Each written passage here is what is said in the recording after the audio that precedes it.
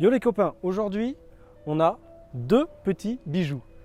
C'est assez rare de voir cette petite pépite ici. Là on va avoir pour commencer la petite Ferrari 488 Pista. Et après dans une autre vidéo on va avoir la Lamborghini Evo. On va commencer avec la Pista. Alors il faut savoir que la Pista en fait ça va être vraiment la concurrente directe de la GT2 RS chez Porsche.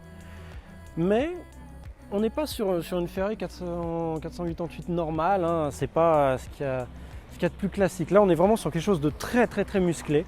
On a un avant qui est totalement changé. Là on a donc le capot qui est entièrement carbone. On a une prise d'air qui descend et qui vient sur le pare-choc. En fait c'est quand l'air, tout l'aérodynamise, ça rentre là, ça plaque l'avant. On a le pare-choc avant aussi qui a été refait complètement avec les petits détails en carbone. Les feux n'ont pas été touchés, c'est tout à fait intact. On a tout qui a été retravaillé. Bon là on a des jantes un petit peu particulières, je vais te les montrer de l'autre côté, comme ça va être un peu plus pratique.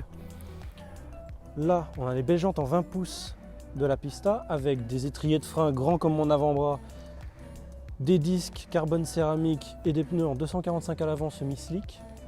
Là on voit qu'elle a fait un petit tour de circuit quand même, on retrouve des morceaux de gomme un petit peu partout. Le badge Ferrari, là elle est dans une configuration incroyable avec les bandes et le rouge, magnifique. On a des ouïes sur le côté qui ont été également faites pour refroidir donc le moteur, mais avec du carbone dessus. Les bas de caisse, contrairement à la 488 normale, sont un petit peu plus larges ici. On va avoir l'arrière énormément de changements. C'est surtout en fait à l'arrière, et vraiment avant et arrière, qu'on va voir la différence. Là par exemple à l'arrière on a un diffuseur carbone avec les pots qui ont été excentrés avec le feu F1 juste là. Donc diffuseur carbone. L'arrière ici a été creusé et un petit peu plus retravaillé. Si vous regardez les photos d'une 488 normale, on va dire que c'est totalement plein ici, tandis que là, voilà, on a des prises d'air encore une fois ici, tac, qui viennent pour plaquer l'arrière. Moi, j'ai un petit détail que je trouve assez sympa, c'est vraiment le côté, le design bien rond des phares, un peu style obus, un peu comme la F430 ou la Enzo, qui est repris en fait avec le pot d'échappement là et tac, tac, ici. Donc les bandes qui font hop, arrière, le toit et ensuite le capot. On va avoir donc l'arrière qui est retravaillé. On a ici au niveau des extrémités vraiment une vraie prise. On n'est pas comme sur le début avec les 360 Modena où on avait des fausses prises. Là vraiment toutes les prises sont réelles avec vraiment des vraies grilles, etc. Et puis après on va pouvoir passer enfin à l'intérieur. Ah oui, j'ai oublié le plus important, le cœur de la bête ici. On a un V8 3,9 litres biturbo cette fois-ci, c'est la première de chez Ferrari avec un moteur biturbo, sinon on était en Atmo avec le compteur qui allait jusqu'à 9000 tours avec la 458. Mais là du coup on a un petit stade au-dessus, là on est quand même à 720 chevaux, 0 à 100 en 2 secondes 8, c'est rien du tout. Quand on se souvient de la Veyron qui était sortie au début des années 2000 qui faisait un 0 à 100 en 2 secondes 6, là on a une Ferrari qui est juste derrière quoi, c'est totalement fou. Donc du carbone de partout, d'ailleurs on va montrer ce qui se passe là-dessous. Là c'est brûlant, je vais me brûler si je commence à toucher un petit peu à tout, mais là, carbone absolument partout. Ça c'est la particularité des Ferrari un petit peu typé course on va dire, un petit peu, c'est qu'on a vraiment du carbone partout. Et puis bon bah on a une symphonie juste derrière nos têtes quoi. Il y a juste cette petite vitre qui vient nous séparer de ces 720 chevaux. Petit détail pour vous remettre encore une fois dans le contexte, 7 minutes 00 Nürburgring. Voilà. On va passer à l'intérieur. Une petite poignée très design.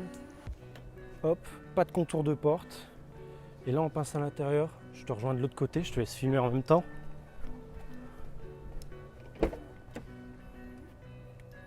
Alors, ça va être tout simple.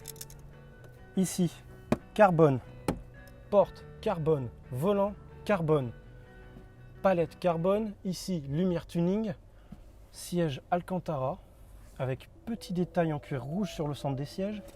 Des harnais, histoire de dire, c'est encore plus sauvage. Carbone sur les prises d'air. Là, en fait, c'est simple, c'est le paradis du carbone et de l'Alcantara. Siège brodé Ferrari. Et puis là, on va surtout voir une belle différence avec la 488 normale, entre guillemets. C'est qu'en fait, ici, on va avoir surtout le sélecteur de vitesse qui va changer. Là, en fait, on a l'impression d'avoir une arme de sortie d'un film d'alien, de science-fiction. C'est très, ça sort comme ça, c'est bizarre avec le bouton marche arrière, auto et launch control. Donc bien sûr, comme sur toutes les Ferrari, tout est à la palette.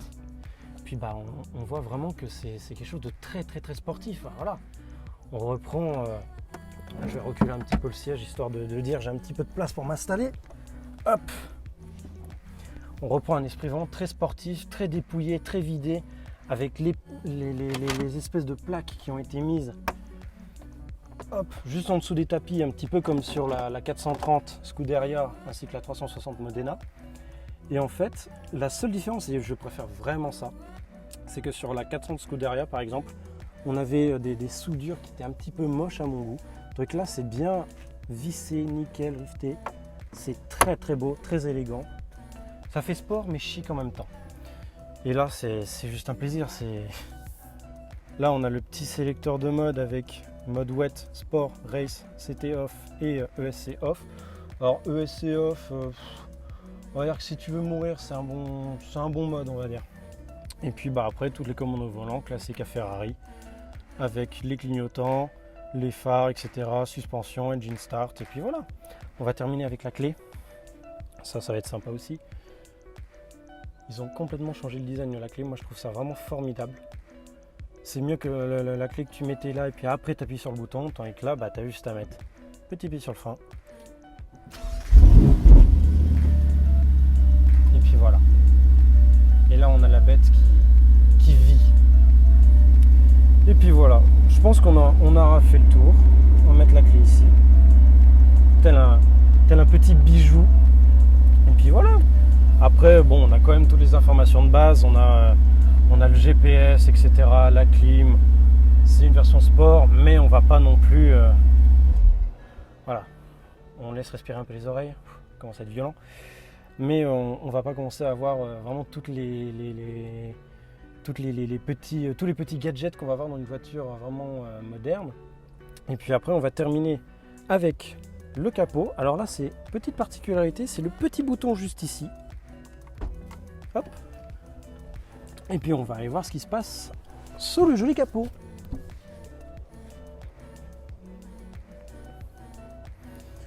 Alors c'est le moment où je vais pouvoir me ridiculiser à essayer d'ouvrir le capot. Si j'arrive. Si j'y arrive. Je vais y arriver. Je ne vais pas y arriver. Oui. Et voilà. Comme je le disais, capot carbone. Et du coup, bah, le coffre qui, étonnamment, est quand même assez grand. Hein. Je m'attendais au coffre aussi grand que celui d'une Bugatti qui est minuscule où tu mets vraiment un sac à main. Là, tu peux quand même mettre 2-3 petits trucs. Je vais venir voir ça. Hein. C'est quand même très sympa avec petit filtre habitacle ici. Hop, je retire le pollen, voilà. Mais on a quand même de la place dedans. C'est assez sympa. Et puis, n'hésitez pas aussi à nous suivre sur Instagram, pjr.59 pour moi. Derrière la caméra A6i et puis Supercar Suisse qui est en train de se balader quelque part nu dans les champs. Je vous laisse sur ces belles images et puis n'hésitez pas à nous suivre, à aller sur le site internet supercarsuisse.com sur lequel je me fatigue à faire des articles, donc s'il vous plaît lisez-les et puis n'hésitez pas à vous abonner, mettre la petite clochette des notifications et puis je vous dis à une prochaine.